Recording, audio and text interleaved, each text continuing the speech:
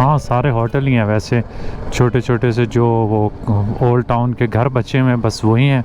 उसके अलावा नई बिल्डिंग्स जितनी भी हैं वो सारे होटल ही हैं।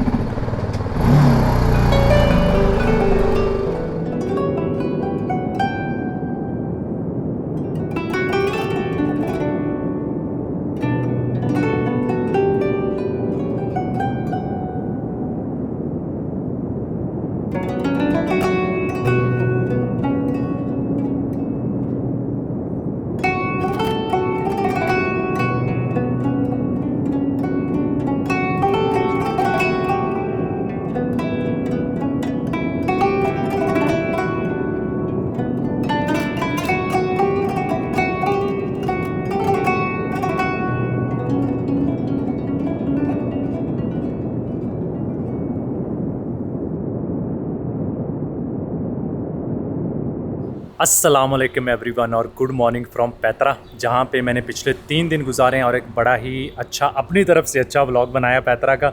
उम्मीद करता हूँ कि आप लोगों को वो पसंद आया होगा। और आज हम पैतरा को खैरबाद कह के आगे की तरफ निकलेंगे और जिस जगह पे आज मैं नाइट स्टे करूँगा उस सिटी का नाम है केराक। बड़ा ही हिस्टोरिकली इम्पॉर्टेंट सिटी है। वहाँ पर एक एंशिएंट कैसल है केराक कैसल। कोशिश करूँगा कि शाम होने से पहले अगर वहाँ पे पहुँच जाते तो उसको देखेंगे। फिर मेन चीज़ है कि यहाँ से केराक जाते हुए 2 रास्ते जाते हैं। एक है जी हाईवे वाला रास्ता और दूसरा जो एंशिएंट हिस्टोरिकली वो जो ट्रेड रूट हुआ करता था शाम से लेके दमस्कस से लेके आगे मक्का और मदीना की तरफ जो लोग जाते थे या फिर रेड सी की तरफ जाते थे तो वो ये रूट लेके आते थे। और इस रूट पे मैंने थोड़ा सा ट्रैवल किया, मुझे बड़ा पसंद आया था। काफ़ी सीनिक है और क्योंकि ये हिस्टोरिकली भी इम्पोर्टेंट है तो उम्मीद करता हूँ कि वहाँ पे जो है कुछ हमें हिस्टोरिकली जो जगह होंगी वो भी कोई ना कोई नज़र आएंगी। एक तो मुता के नाम से एक जगह है जहाँ पे सहाबा कराम की के मज़ार हैं। तो हमें लग जाएंगे 3.5 से 4 घंटे 5 घंटे आई थिंक केराक पहुँचते पहुँचते। देखते हैं कि दरमियान में कितनी ब्रेक्स लिखते हैं। तो अभी निकलते हैं यहाँ से। सामान वगैरह मैंने सब लगा दिया, रंगीली बिल्कुल तैयार खड़ी है और पैतरा को खैरबाद कहते हैं। बिस्मिल्लाहिर्रहमानिर्रहीम। सुब्हानल्लाज़ी सख़र लना हाज़ा व मा कुन्ना मुक़रिनीन व इन्ना इला रब्बिना लमुनक़लिबून। या अल्लाह पाक खैर खैरियत से हमारा दिन गुज़रे और बहुत अच्छा गुज़रे। उम्मीद करता हूँ कि हमें नेविगेशन जो है ना वो आगे से सही रास्ते पे ले जाएगी, क्योंकि ये वाला जो रास्ता हमने लिया है ना ये वाला गलत है। पर ये 1 वे स्ट्रीट है, नेविगेशन के अंदर जो है ना उसने 2 वे दिखाई हुई है। सबसे पहले मैं बताता चलूँ जिस होटल में मैंने स्टे किया था पैतरा चेक इन के नाम से, वो होटल अच्छा है और अगर आप यहाँ पे आ रहे हो तो ज़रूर चेक कर सकते हैं। रेट्स भी उसके डिसेंट थे। उसका जो रिसेप्शनिस्ट था ना बहुत ही नाइस बंदा है। और दूसरी चीज़ यहाँ पे एक चीज़ मैं कल मेंशन पिछले व्लॉग में भूल गया था, वो है पैतरा में जो नाइट शो होता है जहाँ पे ट्रेजरी के सामने जो है ना वो मोमबत्तियाँ वगैरह ला के रखते हैं। रात को तकरीबन कोई 8:30 बजे के करीब होता है। 2 घंटे का शो होता है और उसकी कोई 15 जेडी जो है वो फ़ीस भी लेते हैं। तो वो टिकट मुख्तलिफ होती है, नॉर्मल पैतरा की टिकट के अंदर वो इंक्लूड नहीं होता। तो वो भी एक चीज़ है जो आप लोग चेक कर सकते हैं। लेकिन मुझे को बहुत ख़ास नहीं लगा, बस तस्वीरें अच्छी आती हैं उसकी। ये एक मेन रीज़न है लोगों का वहाँ पे जाने की शाम के टाइम। और अभी हम लोग जी पैतरा से बाहर निकलते हैं। मैं वही देख रहा हूँ कि आजकल ऑफ सीज़न है और ऑफ सीज़न में भी यहाँ पे इतना रश है। छोटा सा टाउन है और जो भी टूरिस्ट आता है जॉर्डन, ये तो एक नंबर 1 डेस्टिनेशन है कि यहाँ पे उसने ज़रूर आना है। उसके अलावा पैतरा फिर इतना बड़ा है कि आप एक दिन में देख नहीं पाते सही तरह से। मोस्टली लोग फिर 2 या 3 नाइट्स जो है वो स्टे करते हैं ताकि आराम सुकून से देख सकें। तो इसीलिए यहाँ पे काफ़ी ज़्यादा रश है।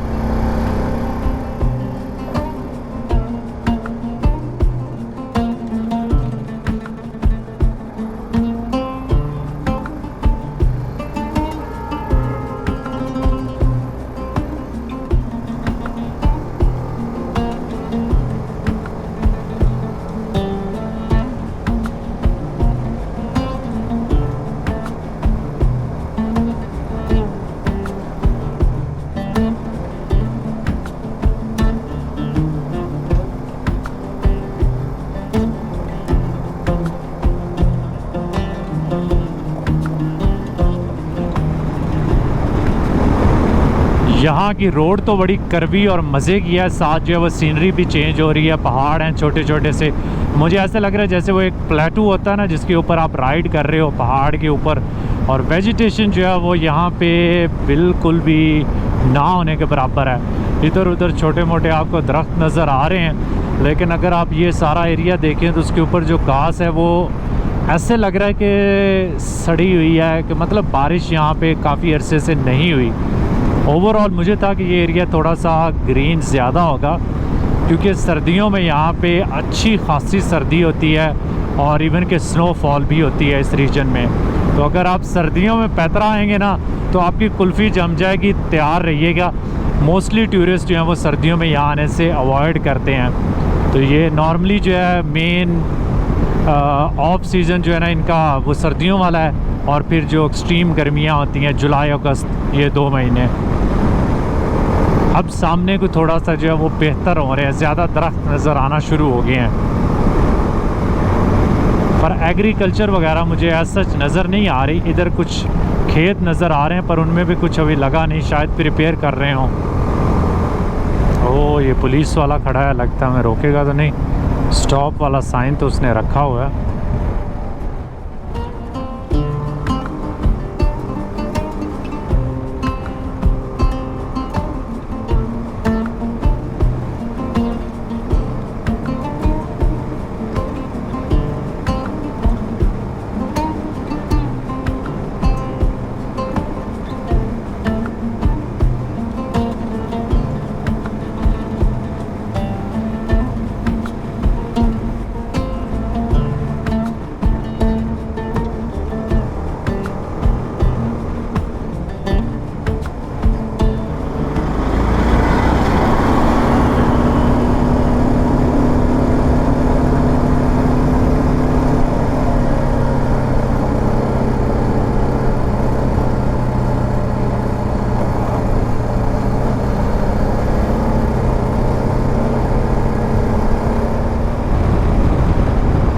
इधर मुझे बड़ा मज़े का एरिया नज़र आया है दूसरी साइड पे ना।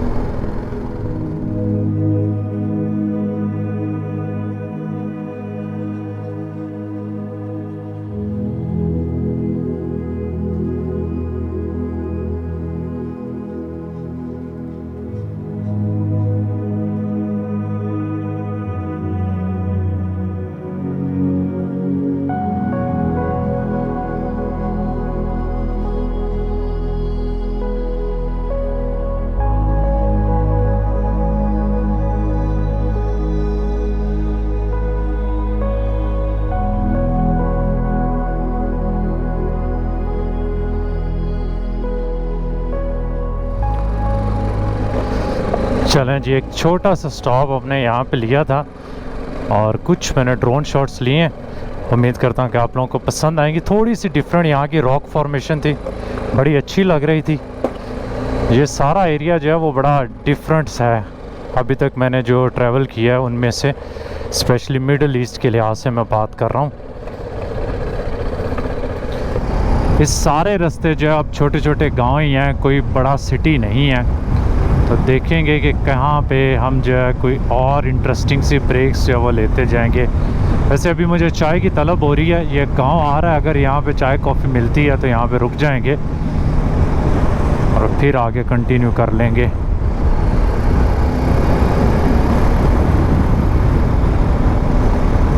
अल कदीसिया छोटा सा गांव है, लेकिन गांव देख लें आपके भाईजान, इतने साफ़ सुथरे गांव हैं इनके। ओवरऑल काफ़ी साफ़ और ख़ूबसूरत रखा हुआ है। पोल्यूशन मुझे लग रहा है कि यहाँ पे कम है, क्योंकि हवा जो है वो बड़ी साफ़ है यहाँ की।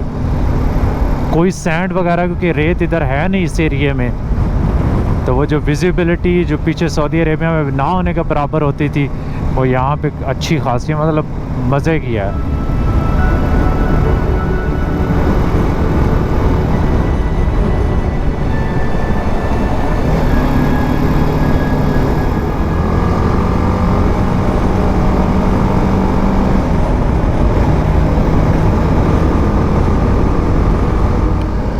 यहाँ पे मुझे कॉफ़ी वाला नज़र आया, पहले मैं पास में से गुज़र ही गया था।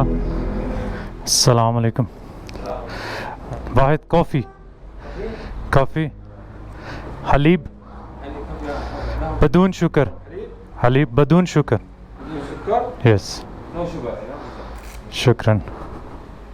कॉफ़ी हमारी जी आ गई है, बड़ी मज़े की कॉफ़ी बनी है और मैंने थोड़ा सा रिकॉर्ड किया आप लोगों के लिए ताकि आप देख सकें किस तरह यहाँ पे टर्किश कॉफ़ी बनाते हैं। पहले तो पानी को अच्छी तरह उबाल लेते हैं, उसके अंदर कॉफ़ी डालते हैं, थोड़ी देर उसको हिलाता रहता है और जब उसको लगता है कि ये पक गई है, मतलब मिक्स हो गई है अच्छी तरह, उसके बाद जो है वो थोड़ा सा दूध, नॉर्मली ये लोग जो है वो दूध के बगैर पीते हैं, मुझे क्योंकि ये ज़्यादा कड़वी हो जाती है और मैं चीनी भी नहीं डालता, इसलिए मैं दूध डाल लेता हूँ।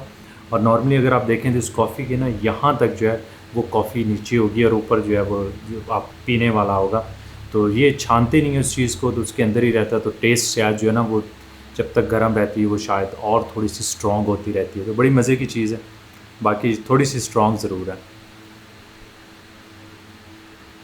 यहाँ पे मैंने कॉफ़ी के पे किए हैं जी नुस दिनार, यानी हाफ दिनार जो है, और वही पैतरा में मुझसे 2 से 2.5 और अगर किस्मत माड़ी हो तो 3 भी मांग लेते थे, लेकिन यहाँ पे अब जो है ना वो नॉर्मल रेट्स जो है ना मिल रहे हैं। आगे एक छोटा सा गांव है दाना के नाम से, उसका मैंने नाम सुना है कि यार वो खूबसूरत जगह है, तो मैंने कहा चलो अभी आए हैं तो रास्ते में एक छोटा सा स्टॉप उधर भी लेते जाते हैं, दाना मेडोज़ के नाम से है।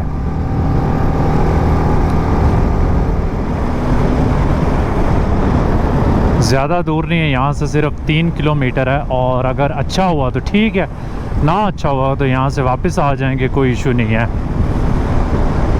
मुझे लगता ये है कि यहाँ की रॉक फॉर्मेशन बड़ी खूबसूरत होगी और रोड भी अच्छी लग रही है यार।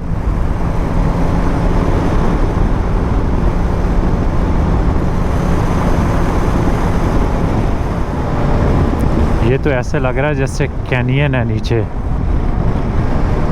बड़ी स्टीप रोड है।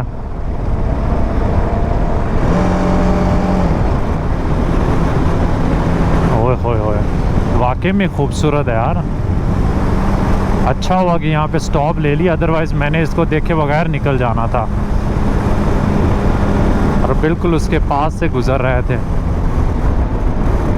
ये देखें जी सामने है दाना का गांव, और बिल्कुल छोटा सा, और ऊपर वो जो है ना एक छोटा सा रिज है जिसके ऊपर बना हुआ है। वैसे तो हम सामने भी जा सकते हैं, लेकिन मेरे ख्याल में इधर ही चलते हैं, ये ज़रा खूबसूरत लग रहा है, और घर भी ऐसे लग रहे हैं जैसे वो हिस्टोरिकल ओल्ड टाउन नहीं होता, सारे वो पत्थरों वाले और मिट्टी वाले हैं।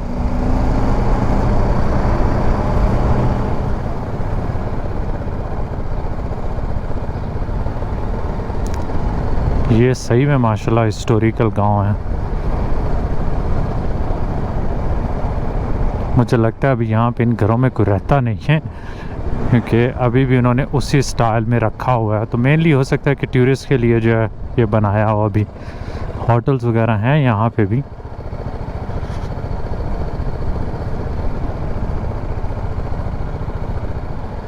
हाँ सारे होटल ही हैं वैसे, छोटे छोटे से जो वो ओल्ड टाउन के घर बचे हुए हैं बस वही हैं, उसके अलावा नई बिल्डिंग्स जितनी भी हैं वो सारे होटल ही हैं।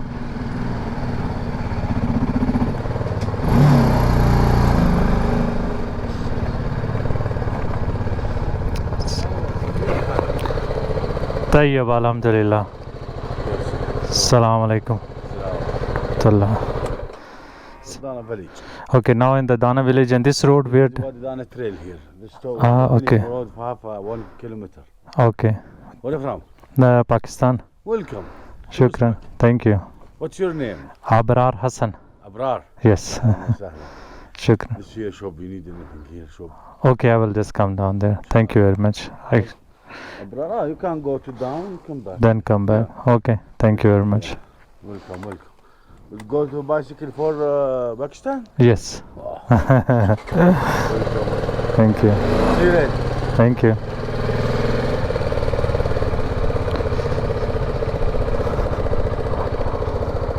चलें हम थोड़ा सा जाते हैं नीचे। ओए होए होए, क्या बात है यार। उफ। अच्छा ये पूरा नीचे तक जो है ना वो ऑफ रोड ट्रेल बना हुआ है, लेकिन हम नहीं जाएंगे इतना नीचे, वो पहाड़ से नीचे सारा उतर के जा सकते हैं। हम सिर्फ थोड़ा सा ही जाते हैं फिर वापस आ जाते हैं। जहाँ तक ये बनी हुई है ना, रोड ही बनी हुई है।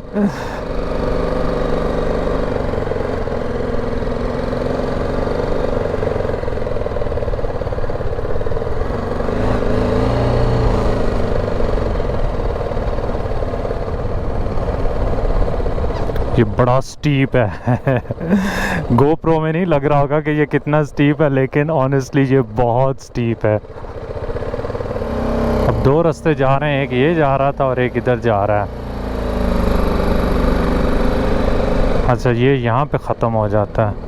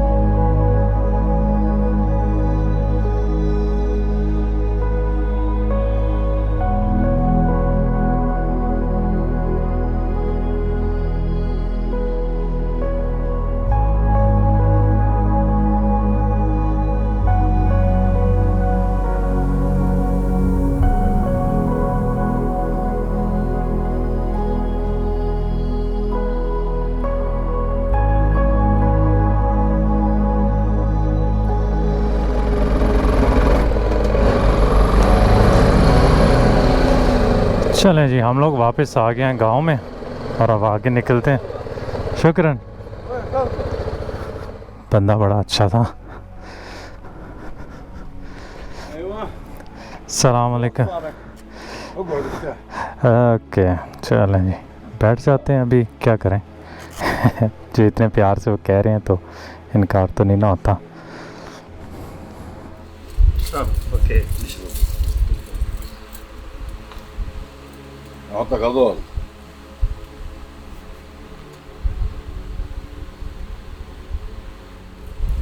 ये देखें जी, हमारी कॉकटेल आ गई है और इसके अंदर डाले हैं जी केले, तरबूज और उसके अलावा क्या उसे कहते हैं, माल्टे। तरबूज वाली कॉकटेल कभी नहीं पी, लेकिन बड़ी मज़े की लग रही है यार।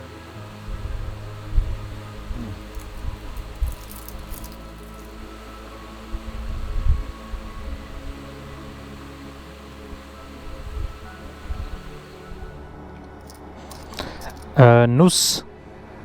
بس نص ايوه ओके, शुक्रन। كويس हाँ नो, शुक्रन शुक्रन। كويس لا لك ओके, शुक्रन। इसको हम रख लेते हैं जी इधर आगे बैग में। अच्छा बंदा था, मुझे लगता है बेचारे के पास सुबह से कोई टूरिस्ट जो है ना वो अभी तक आया नहीं है। चलते हैं। इससे मैंने पूछा है कि यहाँ पे कितने लोग रह रहे हैं, तो बता रहा है कि यहाँ पे सिर्फ 3 फैमिलीज़ हैं। उसके अलावा जो भी है वो टूरिस्ट बेस्ड है, कोई होटल्स वगैरह हैं या रेस्टोरेंट हैं।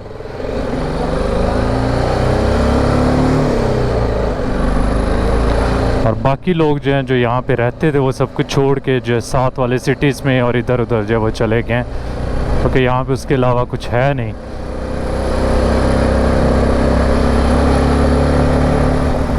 बहुत खूबसूरत जगह है यार ये वाला जो एरिया है ना, स्पेशली इतनी बड़ी बड़ी रॉक्स है ना यहाँ पे।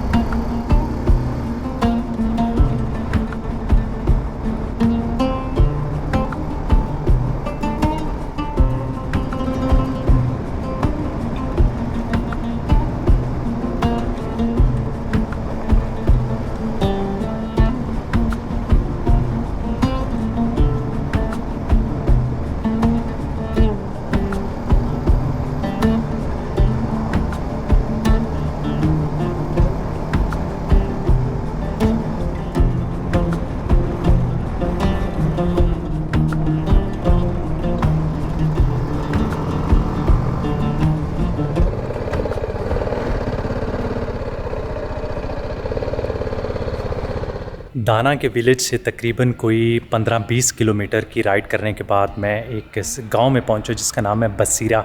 तो यहाँ की इम्पोर्टेंस ये है कि इस जगह पे जहाँ पे खड़ा हूँ मैं, यहाँ पे एक सहाबी थे हज़रत हरीत बिन उमैर रज़ी अल्लाह ताला अन्हु, उनकी कब्र मुबारक है। और इनके बारे में बताता चलूँ कि ये वो सहाबी हैं जो हुज़ूर पाक सल्लल्लाहु अलैहि वसल्लम का पैगाम लेके बुसरा के किंग के पास जा रहे थे उन्हें इस्लाम की दावत देने के लिए। बुसरा उस दौर में कहते थे शाम, उर्दन और इराक़ के एरिए को।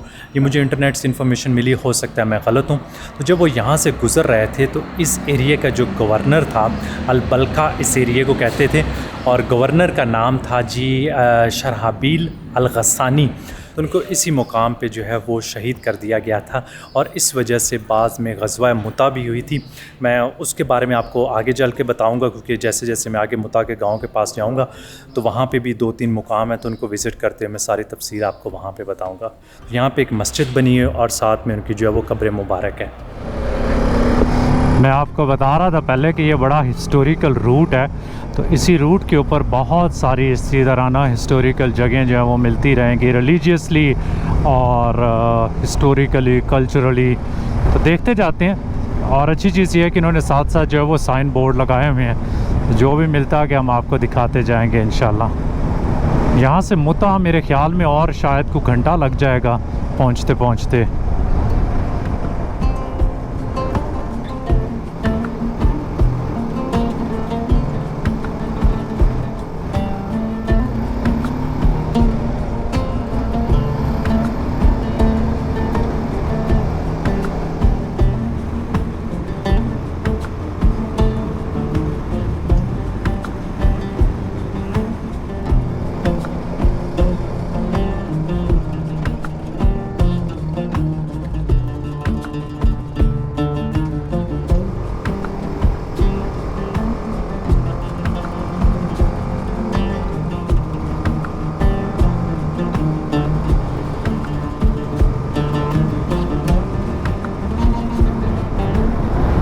अब ये सारा डेजर्ट है और ऊपर जो है वो एक छोटा सा मुझे पैच नज़र आ रहा है जो बिल्कुल ग्रीन है। मुझे नहीं पता कि वहाँ पे क्या उगा रहे हैं, लेकिन इस तरह के फार्म्स जो है ना वो दूर दूर मुझे जो है ना ये छोटे छोटे जो पहाड़ हैं या पहाड़ियाँ हैं या हिल्स हैं, क्या है पता नहीं, इनके दरमियान ना नज़र आ रहे हैं। तो ये लगता है कि यहाँ पे एग्रीकल्चर जो है वो करते हैं लोग। वैसे इन्वायरमेंट तो बड़ी हार्श सी लग रही है।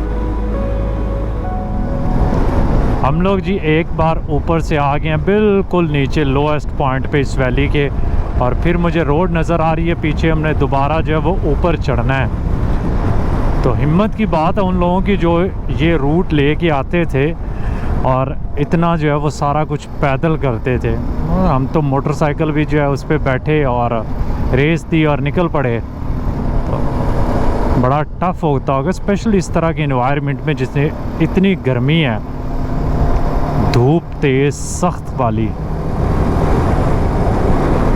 और यहाँ पे लोगों ने देखें डेजर्ट को जो है वो ग्रीन कर दिया है। बहुत सेक्शन जो है वो आपको ग्रीन मिलेंगे इधर उधर। इन्वायरमेंट तो ऐसी है कि जिसमें ऑलिव जो है वो बड़ा अच्छी किस्म का यहाँ पे हो सकता है।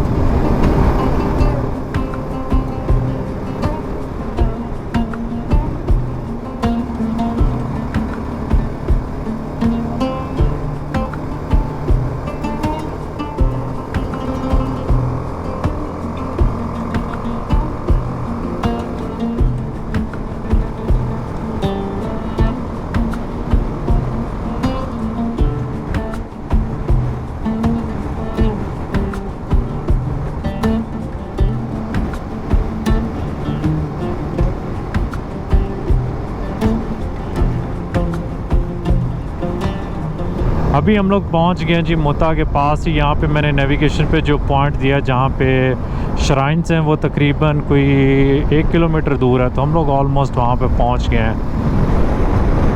देखते हैं कि किधर है। उम्मीद है कि हमें नेविगेशन सही जगह पे लेके जाएगी।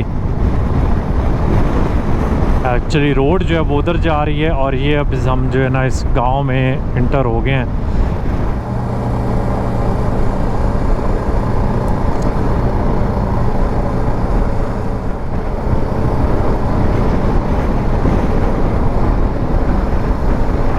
यही हो सकती है।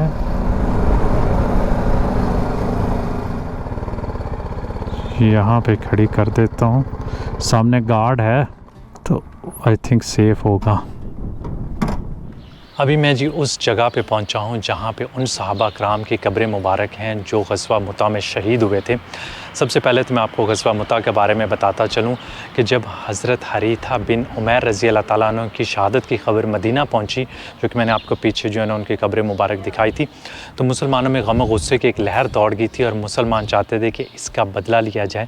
तो हुज़ूर पाक सल्लल्लाहु अलैहि वसल्लम ने एक लश्कर यहाँ पर भेजा ताकि बनु क़ासिद, जिनके जो लीडर थे, उन्होंने शहीद किया था और बैज़नेट की आर्मी, उनको ऑलरेडी पहले से ख़बर हो गई थी मुसलमानों की यहाँ पे आने की। तो उन्होंने ऑलरेडी इतना बड़ा लश्कर, अपना आर्मी तैयार कर ली थी कि मुसलमानों के लिए जो है उनसे लड़ना नामुमकिन था। खैर मुसलमान यहाँ पे पहुँचे, जंग हुई। हुज़ूर पाक सल्लल्लाहु अलैहि वसल्लम ने 3 लीडर जो है वो मुकर्रर किए थे। हज़रत ज़ैद बिन हरीथा रज़ी अल्लाह ताला अन्हु, हज़रत जाफ़र बिन अबी तालिब रज़ी अल्लाह ताला अन्हु जो हज़रत अली रज़ी अल्लाह ताला अन्हु के भाई थे, और तीसरे नंबर पे थे हज़रत अब्दुल्ला बिन रव्वा रज़ी अल्लाह ताला अन्हु। तो इन तीनों सहाबा कराम की यहाँ पे शहादत हुई थी मुता के मुकाम पे, और यहाँ पे उनकी श्राइन्स हैं। 2 श्राइन्स जो है ना वो यहाँ पे इसी हाते के अंदर है जहाँ पे मैं खड़ा हूँ, और हज़रत अब्दुल्ला बिन रव्वा रज़ी अल्लाह ताला अन्हु की वो दूसरी जगह पे है। तो अभी मैं आपको ये 2 श्राइन्स जो मैं दिखाता हूँ। बड़ा खूबसूरत सा एरिया बना हुआ है, एक बड़ी सारी मस्जिद है यहाँ पे, और साथ में जो है ना वो 2 श्राइन्स हैं। एक चीज़ मैं आप लोगों को बताना भूल गया कि हज़रत खालिद बिन वलीद भी इसी जंग का हिस्सा थे और चौथे नंबर पे कमांड पे थे। और जब उन्होंने देखा कि मुसलमानों का बहुत ज़्यादा जानी नुकसान हो रहा है, तो उन्होंने कोशिश की और बहादुरी से लड़े कि जितने ज़्यादा अपने साथियों को बचा सकते हैं बचाएँ और वापस जो है वो मदीना लेके जाएँ।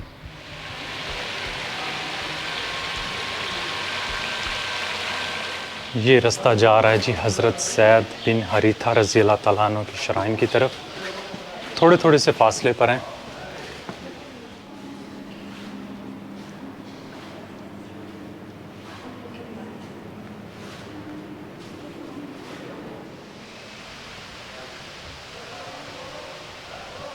अभी मैं जी हज़रत जाफ़र इब्न अबी तालिब रज़ी अल्लाह ताला अन्हु की श्राइन के अंदर इंटर हुआ हूँ। मैं थोड़ा सा आपको अंदर से दिखा देता हूँ। आप सब ने देख रहे हैं कि उनकी कब्र मुबारक है, और उसके बाहर जो ये जो सरी है, इसके बारे में मैंने पढ़ा है कि ये इंडिया की जो बोहरा कम्युनिटी, इंडिया पाकिस्तान दोनों कंट्रीज़ में, मोहम्मद बुरहानुद्दीन साहब, उन्होंने ये गिफ्ट की थी, सोने और चांदी से बनी हुई है। तो ये एक छोटा सा रूम है, तो अंदर से जो है इस तरह की है। चलें जी अब निकलते हैं यहाँ से और आगे चलते हैं किराक की तरफ। तकरीबन यहाँ से लगेंगे मुझे 25-30 मिनट।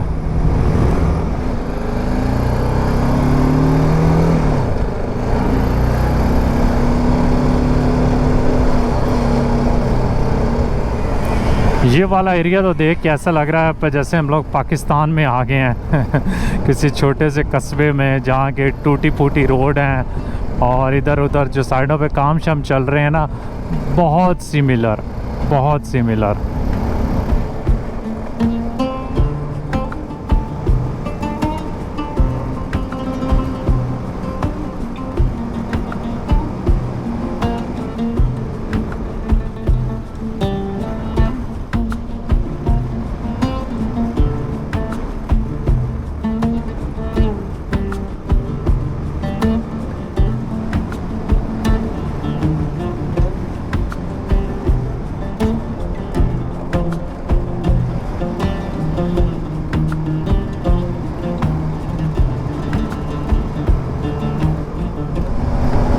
होटल हमें जी एक मिला तो है, मैंने अभी बुक नहीं किया, सिर्फ उसका एड्रेस डाला है, जाके मैंने कहा रूम चेक करूँगा। और साथ में मुझे लगता है ये जो ऊपर है ना लेफ़्ट साइड पे, ये कैसल है, इसको हमने देखना। अभी तो ये बंद हो गया होगा, ये शायद होने वाला होगा। 2-3 घंटे देखने के लिए 4 घंटे इसको लग जाएंगे, जो इंटरनेट के मुताबिक मैंने पढ़ा है। इसलिए अभी पहले होटल ही चलते हैं, इसको आज नहीं तो कल जाके देख सकते हैं।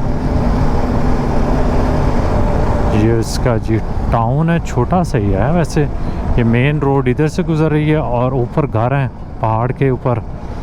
किधर गया है, यहाँ से मुड़ना है। उम्मीद है कि अच्छा होगा यार। पीछे पैतरा में बहुत ऑप्शंस थी होटल्स की, लेकिन यहाँ पे मुझे हार्डली 5-6 नज़र आए हैं, और उनमें से जो 2 थे वो थोड़े से यहाँ से दूर थे 2, और बाकी जो 2 थे वो कोई रहने के काबिल नहीं थे, मुझे ऐसा लग रहा था। और रिव्यूज़ से ऐसा लग रहा था कि भाई उनकी तरफ ना ही जाओ। तो बचा है एक ही होटल, तो उस पर जाते हैं, दुआ करते हैं, उम्मीद करते हैं कि अच्छा हो। मेरे ख़्याल में तो यही है, हाँ, केरवान होटल। अस्सलामुअलैकुम। भाईजान को कहते हैं कि किधर खड़ी करें, किधर खड़ी करें। जहाँ पे वो खड़ी करवाएगा, जहाँ पे ये खड़ी करवा रहा है ना, मुझे लगता है यहाँ से हम लोग वापस पीछे नहीं लेके जा पाएंगे।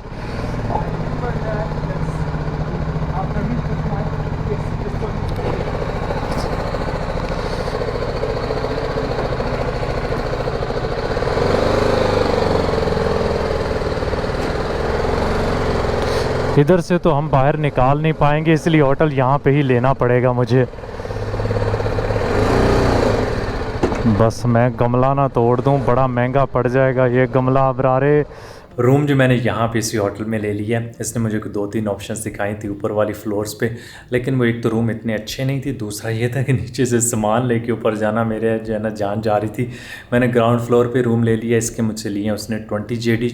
खुला बड़ा रूम है, अच्छा रूम है, साफ़ सुथरा है, और 20 JD आई थिंक बन जाते हैं कि $30 के आसपास। तो ठीक है, डिसेंट रूम है। यहाँ पे इससे कम जो है ना वो मिलना भी नहीं था, और वैसे भी ऑप्शंस तो थी नहीं ना। उसके अलावा बाइक जो है ना मैंने बाहर जो है वो साइड पे खड़ा कर दिया है। बाहर भी जो है ना मुझे अच्छा लग रहा है, बाहर से होटल इन्होंने बड़े पौधे वगैरह लगाए हैं। उससे मैंने पूछा था रेस्टोरेंट का, तो उसने कहा बिल्कुल साथ में है। तो बाइक मैंने लगा दी, मैंने कहा अभी पैदल ही वॉक करके जाएंगे।